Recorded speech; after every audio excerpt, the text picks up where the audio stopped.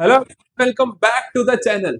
मैं हूं Sanyam Vihana, graduate from Shri Ram College of Commerce, और आज मैं तुम्हारे लिए लेकर आया हूं the most important questions for class 11 accountancy half yearly exam of 2025-26।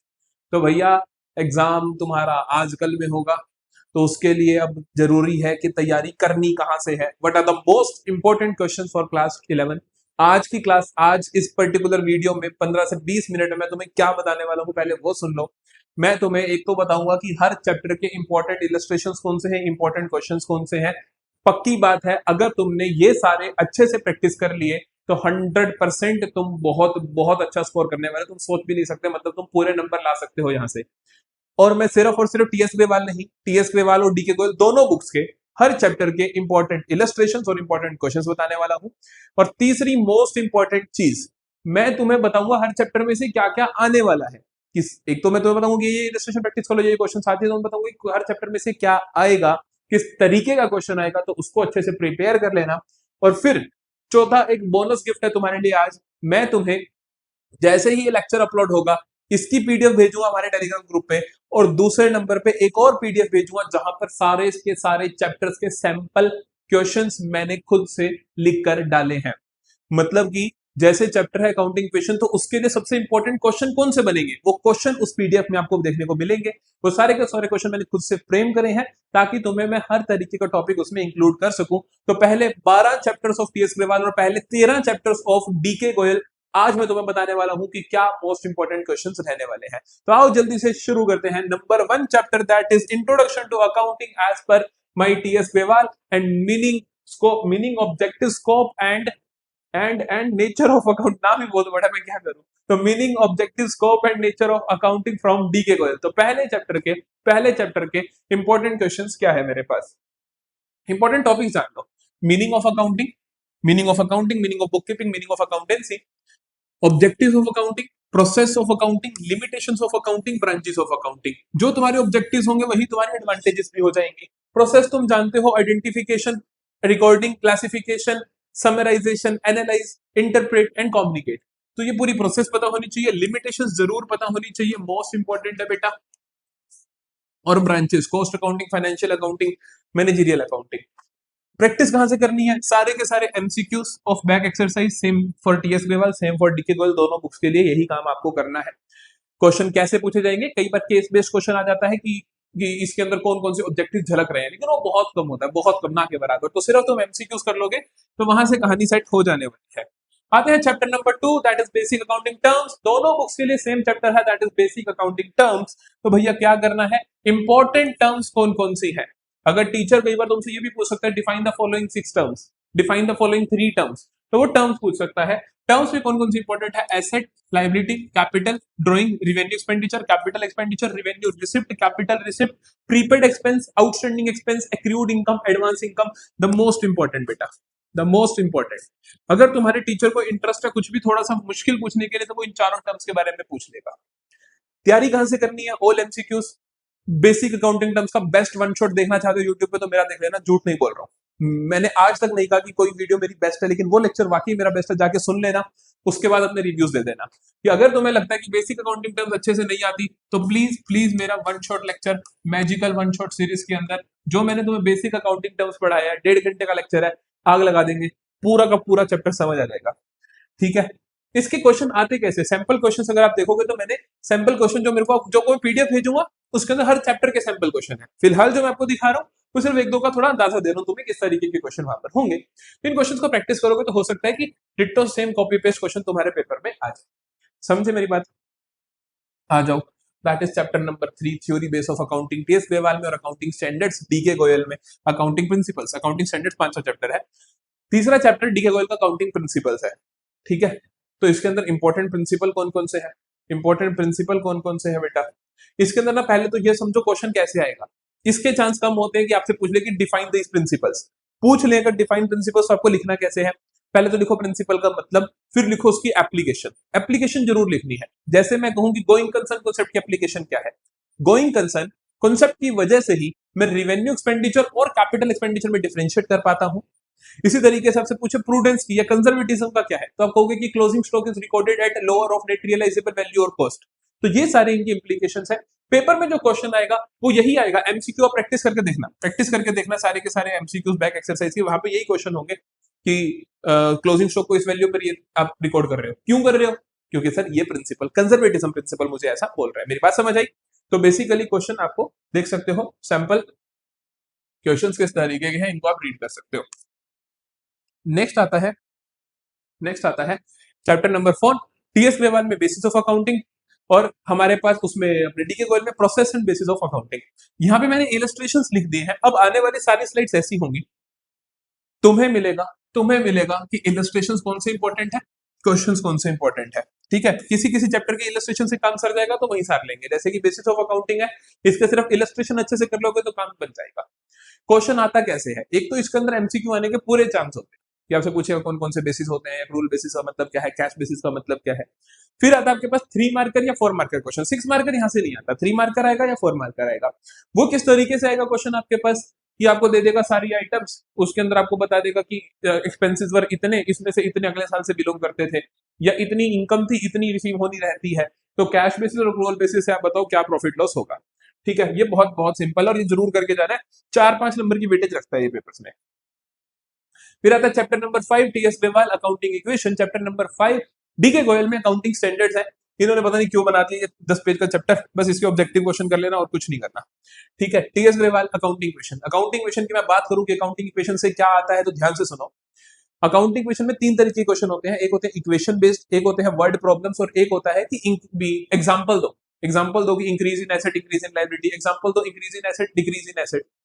Example वाला क्वेश्चन एमसीक्यू में आएगा, अगर तुम कोई कॉन्सेप्ट छोड़ना चाहते हो तो वो छोड़ देना, लेकिन उसका एक ही क्वेश्चन होता है। अगर आप मेरे वन शॉट चेक करोगे तो मैंने वो क्वेश्चन करवा भी रखा है, उसके अंदर सारे सॉल्यूशन लिख के दे रखे हैं, तो वो देख भी सकते हो। बात करें इक्वेशन बेस्ड क्वेश्चन जरूर सही होना चाहिए, क्योंकि वो सिर्फ अकाउंटिंग क्वेश्चन ही नहीं, जनरल का कॉन्सेप्ट बिल्ड भी करता है, रूल्स ऑफ डेबिट क्रेडिट का भी करता है, हर एक का कॉन्सेप्ट बिल्डिंग है वो, तो वो जरूर ठीक होना चाहिए। अगर तुम्हें लगता है कि तुम्हें ज्यादा नहीं आता तो वर्ड प्रॉब्लम्स छोड़ सकते हो। अगर तुम्हें लगता है कि तैयारी ज्यादा नहीं हुई है तो ये आखिरी के क्वेश्चन ये वर्ड प्रॉब्लम्स के होंगे, आप इन्हें छोड़ सकते हो, लेकिन ये बहुत इंपॉर्टेंट है, समझ गए। इधर से क्वेश्चन में भी वर्ड प्रॉब्लम के ये होंगे मेरे हिसाब से, तो ये होंगे आपके नॉर्मल अकाउंटिंग क्वेश्चन के क्वेश्चन। इक्वेशन बेस्ड क्वेश्चन आपको नहीं छोड़ना। अटेम्प्ट कैसे करना है, सही फॉर्मेट कैसे बनाना है, वो उसका खास ध्यान रखना है। ठीक है बेटा। चैप्टर नंबर 6 आता है आपके पास rules of debit credit, TS Grewal में अकाउंटिंग इक्वेशन आता है डीके गोयल का। ये सारे important illustrations, important questions mark कर दिए हैं। और अगर तुम्हें लगता है टाइम नहीं है जाता तो सिर्फ इलस्ट्रेशंस कर लेना, मोर देन इनफ है। क्योंकि भाई डीके गोयल में क्या है, कहानी ये है कि इलस्ट्रेशंस बहुत ज्यादा दे रखी है हर चीज की, तो ये इनफ रहेंगी। ठीक है, ये आप स्किप भी कर सकते हो। बात करते हैं रूल्स ऑफ डेबिट क्रेडिट। ये 2 इलस्ट्रेशंस और ये 3 क्वेश्चंस करने ही करने हैं, क्योंकि rules of debit credit is the basis of general. Rules of debit credit में आपके पास एक टॉपिक आता है, that is T shape account. बेटा टी शेप अकाउंट तुम्हें लेजर में भी सिखाया मैंने, और अकाउंट बनाना कोई बड़ी बात नहीं होती, आपको सिर्फ इतना देखना होता है कि जैसे कैश है, अगर किसी एंट्री में एंट्री हुई cash account debit to sales, cash का खाता बनाना, तो आप देखोगे कैश डेबिट हो रहा है, तो कैश अकाउंट की डेबिट साइड में नाम आ जाएगा दूसरे खाते का, दैट इज सेल्स। तो इस तरीके से आप आराम से खाते बना सकते हो, बहुत सिंपल है। रूल्स ऑफ डेबिट क्रेडिट कर लोगे करके जरूर जाना है। ठीक है, नेक्स्ट चैप्टर आता है chapter number 7, that is origin of transaction, source documents and accounting vouchers. इस चैप्टर की मैं बात करूं, अगर तुम्हारे स्कूल में डीके गोयल फॉलो हो रही है तो प्रिपरेशन ऑफ वाउचर का टॉपिक नहीं होगा। टीएस ग्रेवाल हो रही है तो प्रिपरेशन ऑफ वाउचर तुम्हारे स्कूल वालों ने करवाए। ठीक है, तो आपको कौन कौन से क्वेश्चन प्रैक्टिस करने हैं टीएस ग्रेवाल में से, सारी की सारी टर्म्स अच्छे से पढ़ लेना। कैश मेमो क्या होता है, इनवॉइस क्या होता है, कोई भी टर्म अगर समझ नहीं आ रही तो यूट्यूब पे जाके सर्च करना, ऊपर ऊपर मेरी शॉर्ट्स आ जाएगी, उससे 1 मिनट के अंदर अंदर सारी टर्म्स में तुम्हें समझा दूंगा। ठीक है, इलस्ट्रेशन 1 2 3 4 5 कर लेना, बहुत रहेंगी रोज। ये हमारे पास ओरिजिन ऑफ ट्रांजेक्शन की, ये हमारे पास क्या कहते हैं, इसके अंदर वाउचर्स मेंटेन करने होंगे, तो that is going to be very very easy. ठीक है, डीके गोयल में से डबल एंट्री सिस्टम है chapter. Double entry system is basically, यहाँ पे तुम्हें कहते हैं कि real account, personal account, nominal account की डिटेल्स, जो कि बहुत आसान है, सिर्फ और सिर्फ ये समझना है कि कौन कौन सा खाता होता है, बात खत्म। ठीक है, बहुत आसान है, सिर्फ ऑब्जेक्टिव क्वेश्चंस कर लेना, कहानी सेट हो जाएगी। नेक्स्ट आता है बेटा मेरे पास chapter number 8, that is journal is going to be game changing, one of the highest weightage इसी चैप्टर की होने वाली है तुम्हारे सितंबर एग्जाम में। इसको बिल्कुल भी इग्नोर मत करना, क्योंकि रूल्स ऑफ डेबिट क्रेडिट भी यहीं से निकलेगा। जो रूल्स ऑफ डेबिट क्रेडिट में बोल रहा हूँ बार बार, डीके गोयल वाले बच्चे ध्यान रखिए, तुम्हारे अकाउंटिंग क्वेश्चन में दे रखा है वो सारा, तुम्हारे अकाउंटिंग क्वेश्चन का पार्ट दे रखा है वो सारा। ठीक है, जनरल की मैं बात करूं तो general rules of debit credit से रूल्स सीख चुके होगे, जनरल आराम से कर लोगे। जनरल की प्रैक्टिस क्या करनी है, टीएस ग्रेवाल वाले बच्चे ध्यान से सुनना, 1 से 10 इलस्ट्रेशंस, 1 से 10 इलस्ट्रेशंस लगातार, सारी के सारी नहीं, सारी बिना स्किप करे, 12, 14, 15, 17, 19 ये सारी कर लोगे तो सच बता रहा हूँ बहुत अच्छे से हो जाएगा। Plus advance level general entries, ये एडवांस लेवल कहाँ मिलेंगी सर, फिर से 11th क्लास प्लेलिस्ट में जाना, जहां पे मैंने पूरा कंटेंट डाल रखा है, वहां पे 2 लेक्चर्स मिलेंगे जनरल के तुम्हें एडवांस लेवल के नाम से, या फिर सिर्फ सीधा सर्च कर लेना एडवांस लेवल जनरल एंट्रीज विद्या, आपको मिल जाएगी ऊपर ऊपर 2 लेक्चर्स, शानदार लेक्चर्स, जितने भी क्वेश्चन है उनकी जो भी मुश्किल मुश्किल चीजें सारी की सारी उनमें, तो 40 एंट्रीज खत्म हो जाएगा जनरल। ठीक है, टीएस ग्रेवाल वाले डीके गोयल वाले बच्चे जनरल कैसे पढ़ेंगे, ये रहा, इनको सिर्फ इलस्ट्रेशंस करनी है, क्योंकि भैया डीके गोयल सर को शौक है बहुत सारी इलस्ट्रेशन देने का, तो इलस्ट्रेशंस मोर देन इनफ है, मोर देन इनफ है, ये सारी कर लो।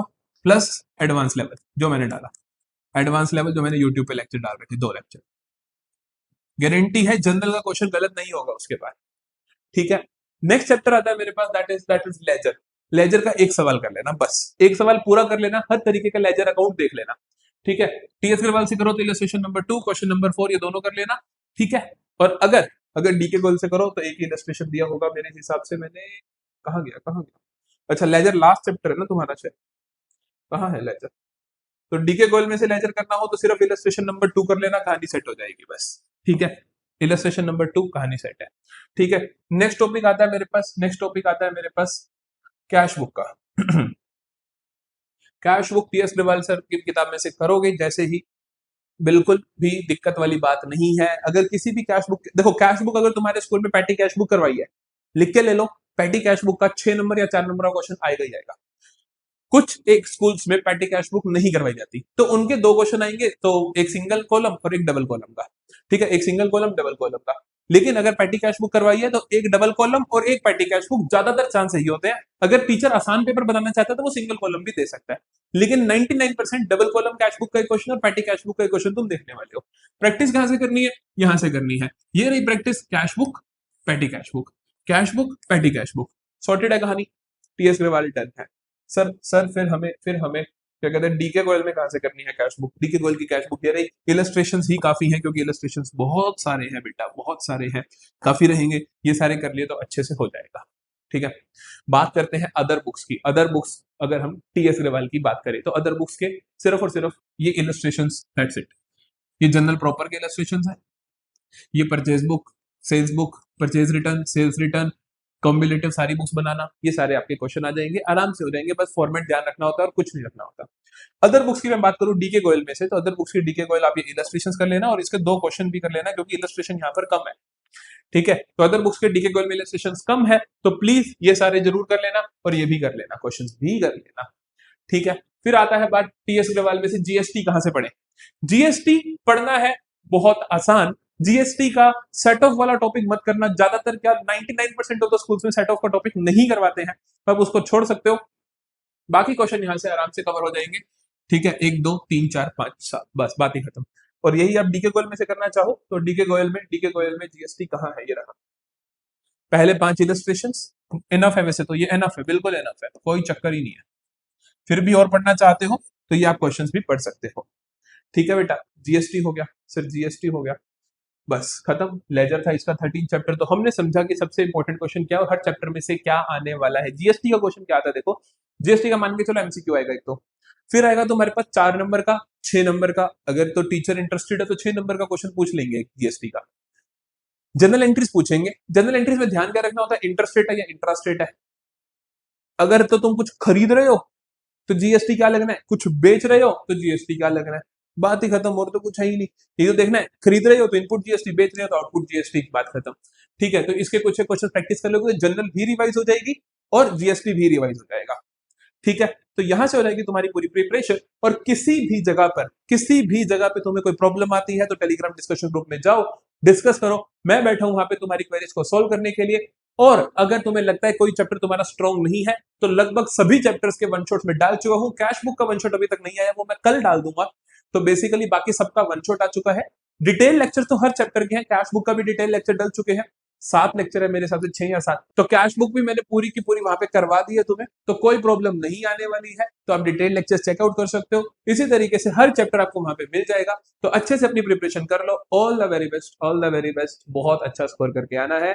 मोटिवेटेड रहो, खुश रहो और बहुत अच्छे से पढ़ाई करते रहो। एक चीज का ध्यान रखना कि बिल्कुल शांत दिमाग, काम माइंड से पेपर देने जाना है, क्योंकि 11th क्लास के अंदर अकाउंटेंसी का बड़ा पेपर तुम जिंदगी में पहली बार दे रहे हो, तो बहुत ज्यादा चांसेस होते हैं कि दिमाग में घूम जाता है। तो बिल्कुल काम माइंड से फ्रेश होकर पेपर देने जाना है और बहुत अच्छे से पेपर करके आना है। ऑल द बेस्ट, मिलेंगे नेक्स्ट लेक्चर्स में।